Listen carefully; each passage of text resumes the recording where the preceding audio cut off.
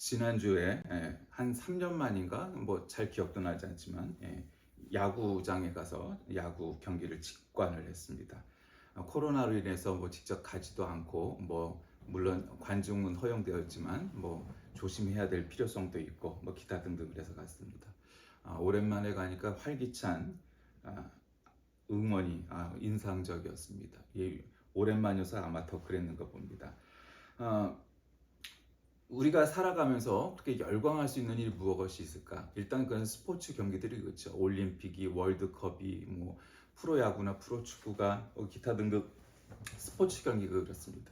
뭐 우리나라 정도의 그런 열심은 사실 뭐 미국이나 유럽의 그런 아주 스포츠 매니아들에 비하면 그렇게 뭐 사실 심한 것도 아닙니다. 우리는 그 와중에도 거의 폭력은 잘 일어나지 않고 그저 응원만 열심히 할 뿐이죠. 물론 이제 그 중에도 특정한 나라, 뭐 특정한 팀을 응원하는 사람들은 유별나다 할 만큼 열광적이기도 하죠. 뭐 그런 게 스포츠의 또 매력일 수 있습니다.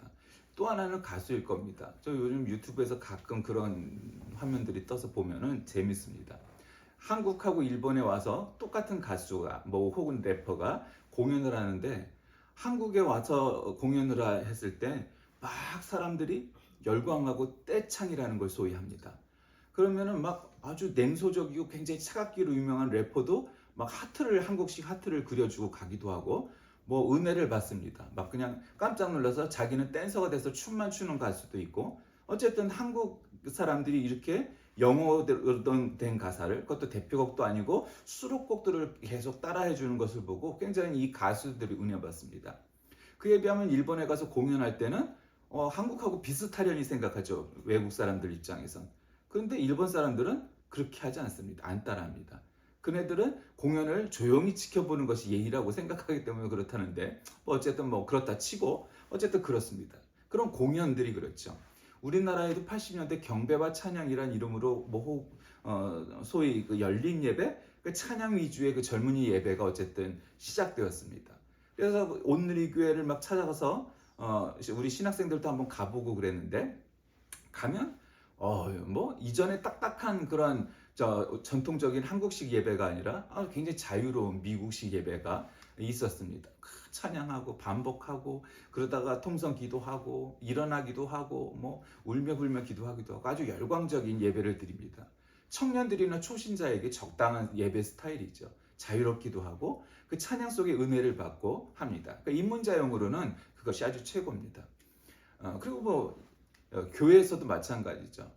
우리가 처음에 은혜를 받을 때 그냥 주일 예배에 딱딱하고 형식적인 그런 예배 가운데 은혜 받을 수 있습니다만 사실은 그걸로 어느 정도 기본 소양이 됐다면 대개는 부흥회가 됐건 수련회가 됐건 그렇죠. 보통 일반적으로 어려서부터 교회 다니면서 신앙생활을 한 사람들은 중고등학교 시절에 수련회를 가서 보통 은혜 받고 거듭나고 뭐 방언도 받고 뭐 기타 등등 은혜와 은사를 체험하는 경우가 많죠. 왜 그렇습니까? 그럼 부흥회나 수련회를 통해서 집중적으로 기도하고 집중적으로 말씀 보고 집중적으로 찬양하다 보면 은혜 받고 거듭나는 체험도 하고 여러 가지 성령 체험도 하기 때문이죠. 어쨌든 이 세 가지들은 굉장히 열광적인 태도로 은혜를 받기도 하고 나누기도 하는 그런 열광의 도가니라고 할 수 있습니다. 그것들은 굉장히 바람직하고 지나치지만 않는다면 얼마든지 그것이 유익하죠. 그러나 그 모든 것들은 그런 열성과 열광이 항상 박수를 받을 만한 일은 아닙니다. 예를 들면 기독교와 이슬람교가 이렇게 많이 부딪히는 중동과 유럽 혹은 중동과 미국 간의 그런 사이들이 그렇죠. 우리 교회력으로 따지면은 이 사순절 기간쯤에 그게 반드시 일치하는 건 아닙니다. 왜냐하면 이 중동의 그 음력이 중동도 음력으로 따지고 사실 뭐 우리 부활절도 음력에 기인한 절기니까요. 근데 어쨌든 우리나라 태양 태음력이라고 우리 부르는데 우리식 음력과는 다르기 때문에 걔네들은 보정이 안 돼서 라마단 기간이 어쨌든 좀 바뀝니다만 그래도 대체적으로 우리의 사순절 기간과 이슬람교의 라마단 기간이 겹칩니다.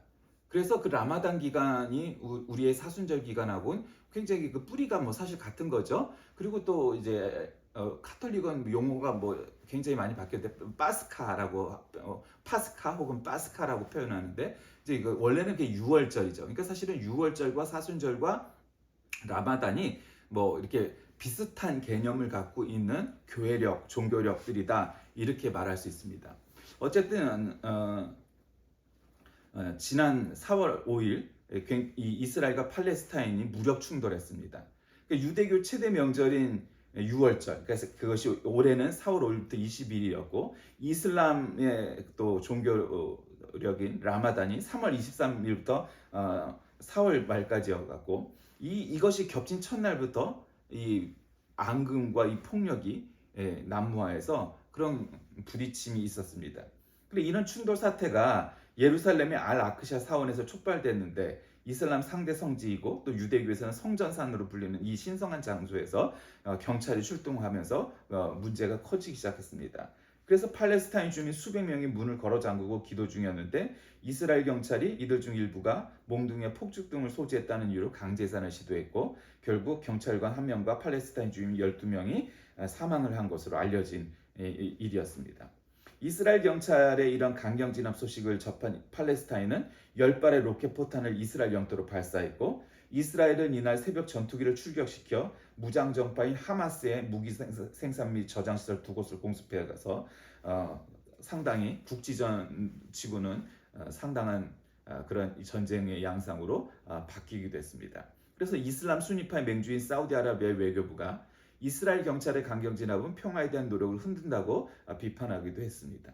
어쨌든 이스라엘의 이 유월절 기간, 그 다음에 우리 기독교의 사순절 기간, 그 다음에 이슬람의 라마단 기간이 많이 겹칩니다. 모든 것들이 다 사실은 그런 뿌리를 같이 하는 그러한 경전과 종교를 기반으로 있기 때문에 그렇죠. 저는 오늘 이 시편 2편 1절에서 10절 말씀을 중심으로 해서 하나님 사랑 이런 제목으로 말씀을 나누고자 합니다. 저는 가끔 이 세상의 양상과 뭐 형태들을 보면서 가끔 우리가 본질을 잊고 있는 것이 아닌가 이런 생각을 할 때가 있곤 합니다. 그건 뭐냐면 종교라는 것이 그리고 우리 기독교라는 신앙이 결국은 사랑을 위해서 필요하고 존재하고 한 것 아니겠습니까? 근데 보면은 우리가 너무 열성적이고 열광적이다 보면 그거를 잊는 경우가 종종 있는 것 같습니다. 저마다 진리라고 말을 하고 저마다 사랑을 전한다고 말을 하는데 이렇게 전쟁의 양상을 펼치는 일들이 1년이면 수도 없이 일어날 만큼 종교적인 갈등이 크다는 것은 뭔가 문제가 있는 것이 분명하죠. 그런데 뭐 어쨌든 이슬람은 또 이슬람 나름의 뭐가 있고 뭐 상당히 무력적인 것도 사실이니까 뭐 세상에서 많은 그런 테러들이 이슬람적인 기반을 갖고 있는 것도 부인할 수 없는 사실이죠. 그러거나 말거나 간에 어쨌든 종교의 본질은 그런 건 아니죠. 결국 종교의 본질은 뭐 진리, 사랑 뭐 이런 것 아니겠습니까? 저는 가끔 우리 기독교 안에서도 혹은 한국 교회가 뭔가 이런 본질에서 많이 벗어나 있는 것은 아닌가 이런 생각을 하곤 합니다. 물론 우리가 일반적으로 구약 성경은 좀 이렇게 엄격한 하나님을 많이 표출한다 이렇게 표현하기도 하고 신약의 하나님은 좀 더 사랑스러운 하나님을 많이 표출한다 이렇게 말을 하기도 합니다. 그건 뭐 표면적으로 보면 일리가 있습니다. 구약의 하나님이 그렇게 많이 화가 나신 것 같은 건 근데 사실 굉장히 많은 과오를 범한 인간들의 문제이기도 하고 어쨌든 그런 것도 표면적으로 보이는 것도 사실입니다. 그러나 오늘 이 시편 2편을 보면 구약의 하나님이 꼭 그렇게 무서운 하나님 혹은 잔인한 하나님 혹은 전쟁의 하나님만인가? 그렇지 않다는 것을 또 보여줍니다. 결국 구약 성경에 여러 가지 그런 무서운 하나님, 잔인한 하나님으로 표출되는 하나님의 모습도 그렇고 구약 성경에서 여러 가지 율법들이 많죠. 수도 없는 율법이 있습니다. 뭐 하지 마라, 뭐 해라, 뭐 있습니다. 뭐 예를 들면 돼지고기를 먹지 마라, 뭐 그랬단 말입니다. 음식도. 그 당시 돼지고기를 먹지 말라고 했던 그 말의 본인은 뭐겠습니까? 돼지고기는 다른 고기에 비해서 많이 상하죠. 그러니까 이 중동과 같이 이렇게 굉장히 무더운 나라에서는 변질되기가 쉬운 고기였습니다. 그리고 또 돼지는 본질적으로 굉장히 생산성이 낮은 나라입니다. 그건 뭐냐면 이 돼지고기는 사료, 그러니까 먹는 게 굉장히 많습니다. 그러니까 그 먹는 거에 비해서 고기가 많이 안 나오는 편에 속한다고 합니다. 계산을 해보면. 그러니까 돼지고기는 굉장히 생산성이 떨어지는 고기죠. 그러니까 돼지고기가 우리나라는 소고기가 훨씬 비싼 나라지만 대개 나라들은 소고기나 돼지고기나 값이 차이가 없습니다. 왜냐하면 뭐 호불호는 누구나 개인차가 있겠지만 돼지고기는 사료에 비해서 고기의 양이 많이 안 나온다는 겁니다. 그러니까 그런저런 것을 다 염두에 두고 돼지고기를 먹는 것이 별로 경제적으로 마땅치 않고 또 보건적으로 위생적으로도 쉽지 않아서 금지한 영향이 크다 이 말이죠.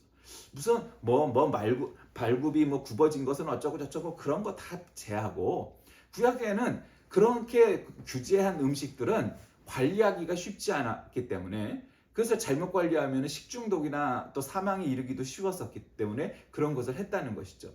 또 구약 성경에는 여자들은 성막에 들어가지도 초기에는 못했습니다.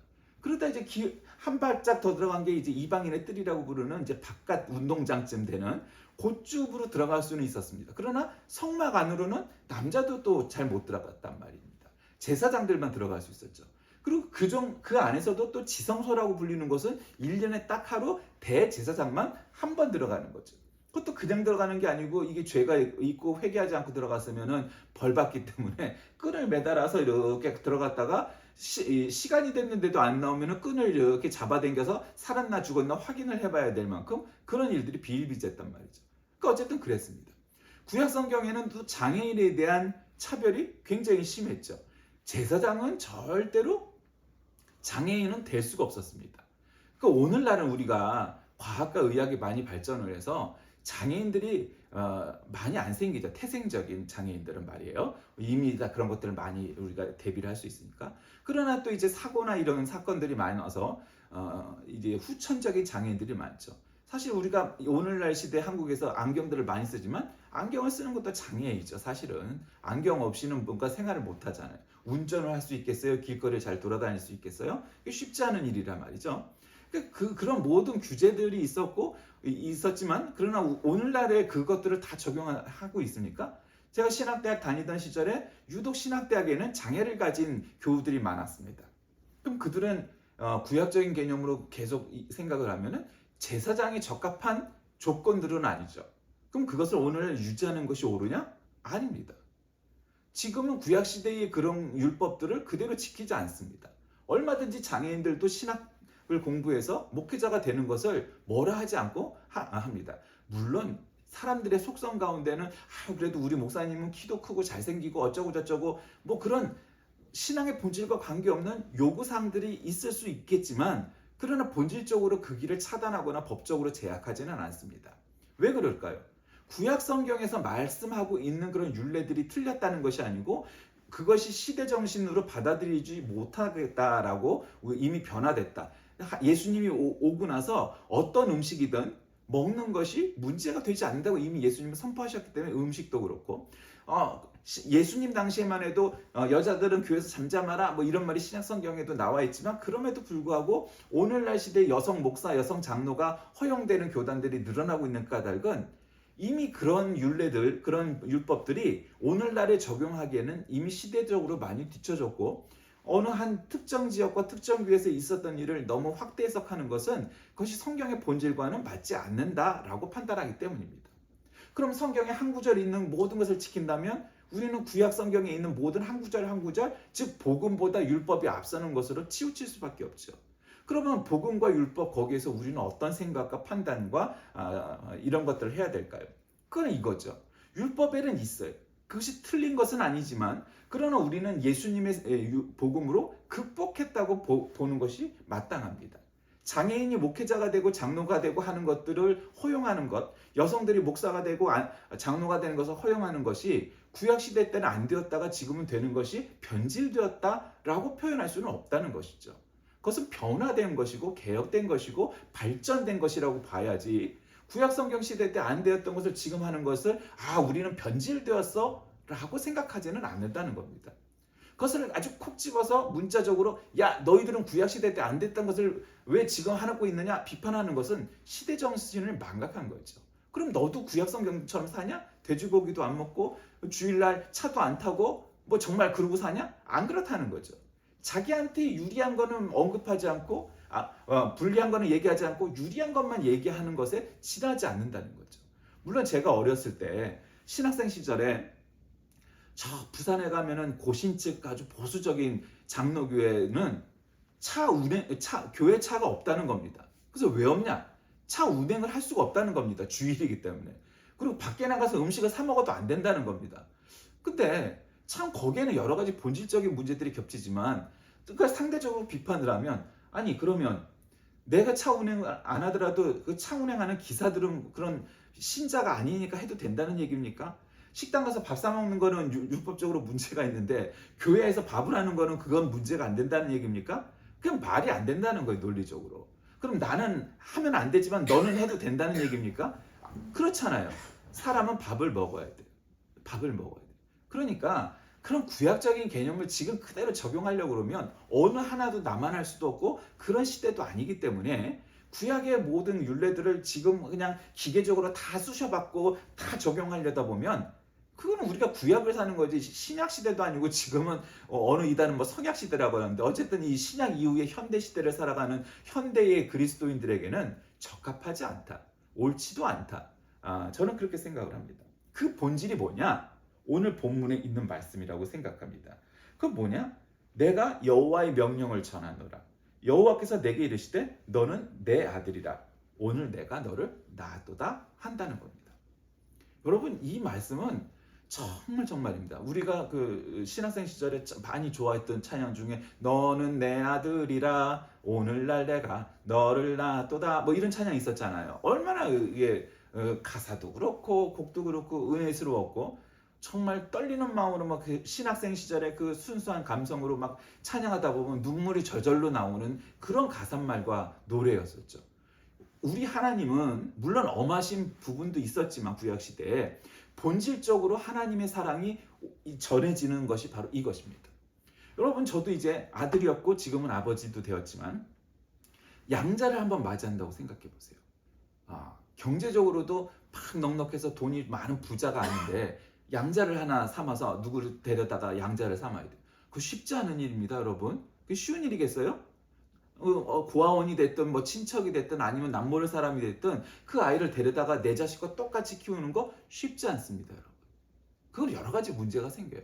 그러니까 양자로 삼는다는 것은 굉장히 뭐 여러 가지 마음의 준비도 해야 되고 경제적인 준비도 해야 되고 또 실제로 살아보면 내 친자식과 양자가 부딪히는 일이 생기잖아요. 그건 뭐 서로 싸운다는 것도 있지만 그게 아니라 내 친아들을 대하는 것과 양아들을 대하는 것이 뭔가 내 친아들은 친아들이니까 더 엄하게 할 수도 있고 그렇죠? 아무래도 양아들은 또 그렇게 못해. 그럼 양아들은 무슨 생각을 하냐면 나는 친아들이다 야단도 안 쳐 이런단 말이에요. 드라마나 영화 보면 보통 그런 거 나오잖아요. 나는 좀 양아들을 더 잘해주고 싶어. 친아들을 야단치고 양아들을 감싸면 나는 친아들이라 혼내지를 않아. 또 이런단 말이에요. 그 쉽지 않다는 거예요 어쨌든. 그런데 하나님은 우리를 양자를 삼아 주셨다는 거예요. 원래 우리가 죄인이었을 때는 하나님의 자녀가 아니었잖아요. 그냥 죄인이에요. 남이에요. 근데 우리를 양자를 삼아 주셨어요. 예수님을 통해서. 그래서 우리는 하나님의 자녀가 되고 입적이 되었고 이젠 양자 삼아서 하나님의 자녀가 되었다는 거예요. 법적으로 그다음에 신학적으로 복음적으로 우리가 그렇게 해석을 하는 거예요. 그 말씀의 기준이 뭐예요? 오늘날 내가 너를 낳았다. 오늘 내가 너를 낳았다. 이렇게 표현하셨기 때문이죠. 하나님의 본질은 바로 이거예요. 가르치시려고 뭐 율법도 정해주시고 뭐뭐 하지 마라 뭐뭐 해라 그런 것들이 굉장히 많았지만 그 모든 것의 출발은 하나님 사랑이에요. 그리고 아버지의 마음으로 생각을 해야 돼요. 오늘날 한국의 목회자들이 부족한 게 뭐냐라고 말한다면 신학적으로 약하다 공부를 안 했다 그거 아닙니다. 오늘날 대부분이라고 다는 아니에요. 뭐 어떤 사람은 학위도 없고 제대로 공부를 못 해갖고 맨날 태극기 흔들고 다니는 그런 목사 같지 않은 목사도 있지만 그런 대부분의 목회자는 정규 학위를 공부하고 웬만하면 다 대학원 석사 박사 가진 목회자들이 많아요. 그러니까 신학적으로 공부가 짧으냐? 그렇지 않아. 물론 그게 건강한 신학, 바른 신학이냐 그건 이제 차후의 문제겠지만 어쨌든 옛날처럼 공부 제대로 못한 목사는 많지 않아요. 어지간하면 신자들보다 공부도 더 했어요. 그런데 그게 문제가 아니란 말이에요. 신학을 얼마나 공부를 했느냐. 오늘날 한국 교회와 한국 목회자들의 부족한 점은 바로 이 하나님의 마음, 하나님의 사랑이라고 저는 생각을 합니다. 그게 뭐냐? 아버지의 마음이죠. 내가 양자를 삼았건 아니면 친자건 관계없이 아버지의 마음으로, 부모의 마음으로 자녀를 대하듯이 우리 한국을 바라보고 신자를 바라보는 마음 말이에요. 아버지가 되면 달라지는 것들이 생기죠. 물론 우리가 아버지가 될 때, 어머니가 될 때, 부모가 될 때 라이센스를 따갖고 부모가 되는 사람 없잖아요. 그렇죠? 자격증 따고 되지 않아요. 엉겁결에 아버지가 되고 어머니가 되는 거란 말이에요. 그러니까 다 초보예요. 야, 나도 아버지가 처음이야. 나도 어머니가 처음이야. 그렇게 자식들한테 말할 수는 없지만 사실은 다 처음인 거예요. 그러면 자녀를 한 20년 이상 키우면은 아우 이제 아버지 익숙한 것도 있지만 20살 넘은 성인 아들, 딸을 대하는 것도 역시 또 처음인 거예요. 예.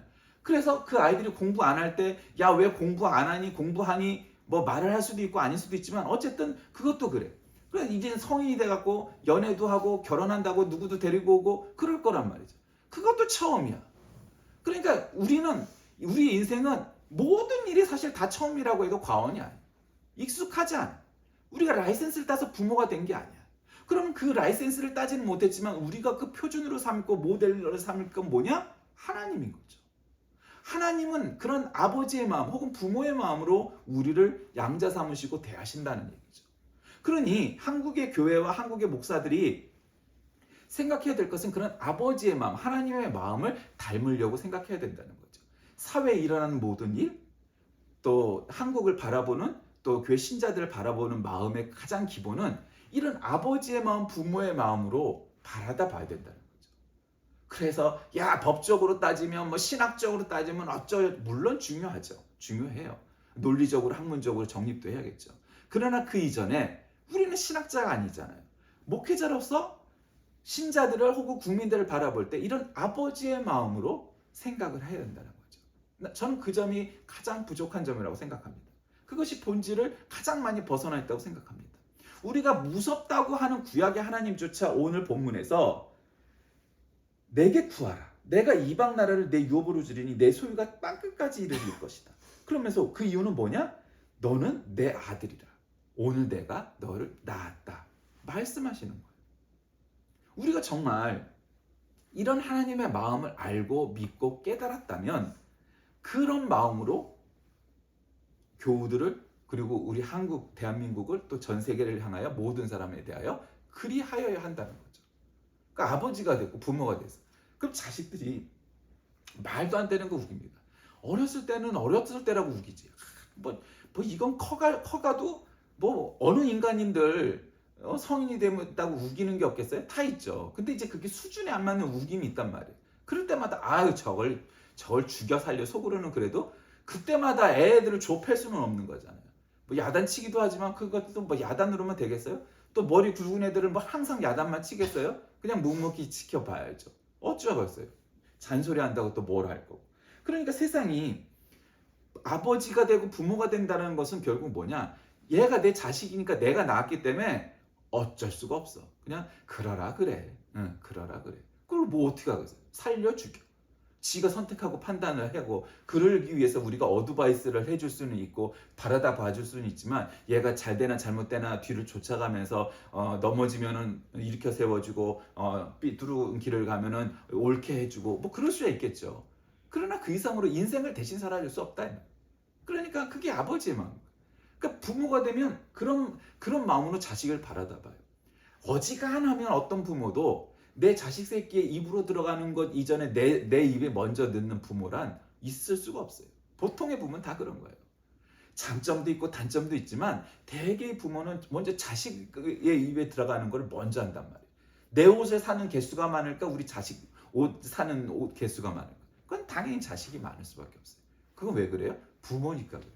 그러면 그거를 누가 가르쳐서 제가 그렇게 했을까요? 아니요. 우리 부모가 나한테 그렇게 했어요. 그러니까 나도 자식들한테 그럴 수밖에 없어요.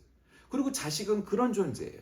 자식은 뭐 어떻게 표현하든 간에 내가 먹는 것, 내가 입는 것보다 자식이 먹고 자식이 입는 것이 먼저라는 생각을 하게 돼 있어요. 그게 성숙해져 가는 것이고 어른이 돼 가는 것이고 그게 부모가 되어감, 뭐 되어감 속에 그 의미가 있다 하는 거예요. 되어감의 신학도 있지만 그런 되어감 속의 존재가 돼 가는 것이 인간이기 때문에 그렇게 바라다 보게 되는 거예요. 오늘 본문 말씀은 이 다윗 왕과 관련된 이야기입니다. 원래 다윗 왕은 유대인의 왕으로 오실 예시야를 예표하는 인물입니다. 그러니까 프레게임이란 말이에요. 프레올림픽 뭐 이런 것처럼. 그러니까 구약 성경에서 예수님을 상징해 주는 표현 그 인물들이 있죠. 모세가 그랬고 다윗이 그랬고 뭐 이사야가 그랬고 그런 인물들이 이런 인물들을 다 합친 게 예수님이라고 생각하면 돼요. 쉽게 얘기하면 모세 플러스 다윗 플러스 이사야 플러스 뭐 이런 식이 된 거야.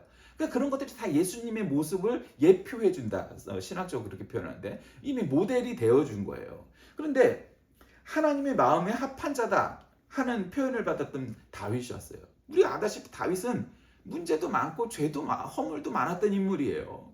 그런데 왜 유독 하나님은 다윗을 이렇게 편애하셨다라는 표현이 나올까요? 하나님의 아들이니까 그래요. 그렇게 마음에 합한 자였기 때문에 그래요. 하나님 마음에 이쁜 자였어요. 왜? 믿음이 정말 있었거든요. 아주 그냥 그렇게 많았어요. 많아도 믿음이 너무 좋았던 인물이라는 거예요. 다윗은. 다윗보다 더 깨끗하게 살고 더 있는 척한 인물들이 왜 없었겠어요? 근데 그런 인물들은 성경에 그렇게 많이 기록되진 않았는데 다윗은 아마 성경에서 제일 많이 거론되는 분량을 가진 인물일 거예요. 뭐 시편 때문에도 그렇지만 그런 어쨌든 그 정도의 인물이라는 것은 그만큼 하나님의 마음에 합한 자였어요. 그래서 그렇게 하나님이 세우신 왕으로 그렇게 살았어요. 그냥 어린 목동에 불과했던 다윗이 나단을 통해서 머리에 기름을 받고 너는 왕이 될 것이다 그랬더니 사울왕 앞에서 장군으로서 또 백성들의 그런 지지를 받는 열광적인 지지를 받는 장군이 되어서 오히려 사울왕에게 미움을 받고 결국 계속 사울이 잡아 죽이려고 쫓아다니잖아요. 그래도 안 죽었어요. 왜? 하나님이 세우신 왕이었기 때문이죠. 그렇게 중요한 건 뭐냐? 내가 목동이냐 뭐 장군이냐 왕이냐가 중요한 것이 아니고 하나님의 마음에 합한 자가 되는 것이죠. 하나님의 기름 부음을 받은 자. 그러니까 요즘 표현으로 하면 성령 충만한 자. 말씀대로 살려고 하는 자. 하나님을 사랑하는 자가 되어야 된다는 얘기예요. 그러면 우리가 목동이든 장군이든 왕이든 그런 직위와 상황과 관계없이 그렇게 하나님의 마음에 합한 자가 되면 어떤 속에서도 하나님이 지키실 것을 믿으시기 바랍니다. 내가 동굴 속에서 적군이 쳐들어와 나를 죽이려고 할 때도 갑자기 거미가 나타나 거미줄을 쳐서 그 군사들이 도망을 가버리게 될 것을 믿으시길 바랍니다. 저기 2m가 훨씬 넘는 3m가 다다르는 골리앗 장군이 나를 잡아 죽이려고 해도 내 무기는 단 하나 돌팔매에 이 돌덩이밖에 없어도 그 거인 장군을 이길 수 있는 힘을 주실 것을 믿으시길 바랍니다. 그것이 믿음입니다. 그것이 하나님의 아들입니다. 그것이 하나님의 자녀입니다.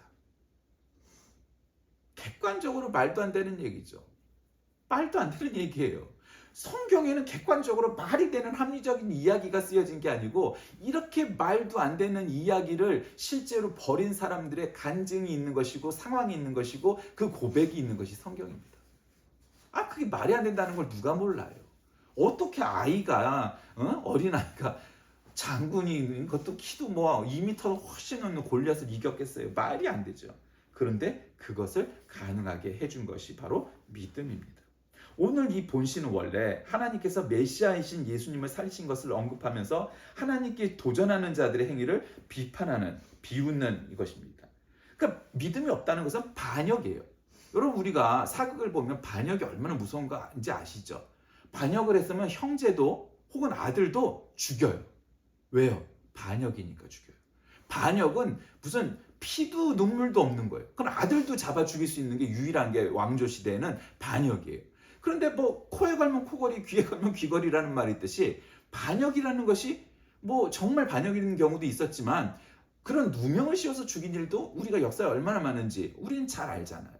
그러니까 하나님께서 예수님을 살리신 것을 언급한 것은 하나님께 도전하는 자들의 행위를 비웃으면서 이런 믿음의 반역 행위는 하나님으로부터 비웃음을 살 수밖에 없는 이건 반역이라는 거죠. 한마디로. 사랑이 큰 힘이 있다는 것을 우리가 잘 압니다. 뭐 여러 가지 경우가 많죠. 어떤 사람은 정말 가난한데 열심히 공부해서 어쨌든 큰 인물이 된 사람들이 있었어요. 이건 뭐 정치적인 얘기가 아니고 옛날에 지금의 이재명 대표도 정말 어려서 가난했죠. 뭐 그냥 학교도 못 다니고 뭐 검정고시를 통해서 어쨌든 법대를 가서 변호사도 되고 대통령 후보까지 오르고 야당 대표가 됐잖아요. 그렇죠? 또 이명박 대통령도 정말 공부를 잘할 수 있는 환경이 아니었어요. 그런데도 대통령까지 되었죠. 어쨌든 개인적으로 보면 공과를 논하기 전에 정말 ik지전적인 혹은 자수성가한 인물들이란 말이에요. 그 환경을 탓하지 않고 그 속에서 열심히 공부해서 자기의 꿈을 이뤄낸 사람들이죠. 뭐 그 점에서는 굉장히 훌륭한 인물이라 할 수 있어요. 뭐 정적인 문제하고는 전혀 관계없이. 그러니까 여러분, 다윗이 바로 그런 사람이었습니다. 그런데 그런 다윗에게 하나님께서 주신 말씀이 뭐냐? 오늘 본문은 오늘 내가 너를 낳았다 말씀하십니다. 그게 하나님의 사랑의 본질이에요. 내가 너를 법적으로 양잘 삼아줬으니 내가 너의 후견인이 되주마 라는 차원으로 끝난 것이 아니라 너는 내 아들이야. 너는 내 딸이야. 너는 내 자녀야 말씀하시는 거예요. 이제는 내 친아들 친딸이 아니고 그거 구분하는 것이 아니고 그냥 니네가 내 아들이고 내 딸이야. 하나님의 사랑은 그런 것이라는 거죠.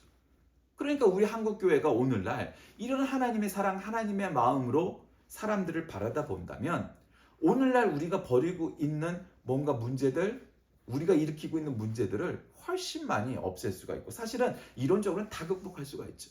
근데 사람들이 하나님처럼 완벽해질 수는 없으니까 그래도 문제가 있겠지만, 그럼에도 불구하고 그 많은 것들은 다 이해가 가능한 것들이에요. 왜? 부모의 마음으로 바라다 보면. 말씀을 정리합니다. 예수 그리스도는 만왕의 왕으로 세상 모두를 다스린 만왕의 왕이시죠. 그러므로 그 왕께 복종하고 섬기는 자만이 하나님의 나라의 백성이 되는 것이고, 또 오늘 본문의 표현대로 하나님이 우리를 낳으셨기 때문에, 우리를 창조하셨기 때문에 우리는 하나님의 자녀예요. 그러니까 우리가 어떤 상황이건 어떤 상태이건 관계없이 내가 믿음이 있건 없건 우리를 사랑하십니다. 그러나 우리가 하나님에 대한 믿음과 사랑을 깨닫는 자만이 정말 하나님을 아는 것이지, 하나님은 우리를 낳았대 그 사실만으로 그 모든 것이 가능해지는 것은 아니라는 거죠. 오늘 내가 너를 낳았다라는 이 표현 속엔 무서운 하나님이 아니라 법적인 하나님이 아니라 사랑의 하나님, 사랑의 부모의 모습을 보여주고 계십니다. 이 하나님 사랑을 깨달아 우리나라 전 세계를 향하여 이런 마음을 품을 때 한국교회가 이전보다 더욱더 위대한 하나님의 사명자로서 하나님의 뜻을 실어 펼 수 있는 교회가 될 것입니다. 우리 모두 하나님의 사랑, 하나님의 마음으로 세상으로 나아가는 저와 여러분이 되시길 주의 이름으로 간절히 기도합니다. 살아계신 하나님, 오늘 내가 너를 낳았다 하시는 이 말씀 속에는 무엇으로도 표현할 수 없는 하나님의 사랑과 진심이 느껴집니다. 우리도 그와 같이 살게 하여 주옵소서. 예수님의 이름으로 기도드립니다. 아멘.